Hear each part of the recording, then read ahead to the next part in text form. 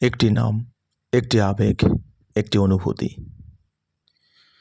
বাঙালি জাতির রক্তে মিশে আছে সংগ্রাম, ঐতিহ্য। শরীফ ওসমান হাদী, যিনি বাঙালি জাতির রক্তে রঞ্জিত ইতিহাসকে রাঙিয়ে তুলতে এসেছিলেন।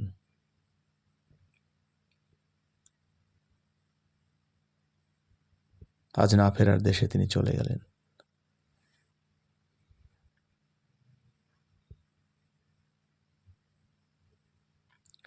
যিনি শুধু বাঙালি জাতিকেই নয়, সারা পৃথিবীতে এমন একটি জায়গা করে নিয়েছেন যা অন্য কেউ হয়তো এত সহজে নিতে পারবেন কিনা তা জানা নেই। শরীফ ওসমান হাদী হয়তো মারা গেছেন, হয়তো তিনি না ফেরার দেশে চলে গেলেন, কিন্তু তিনি যে শিক্ষা দিয়ে গেলেন, তিনি যে ঐক্যবদ্ধ একাত্মতা ঘোষণার মন্ত্র বাঙালি জাতিকে শিখিয়ে গেলেন, তা কখনো ভোলার নয়।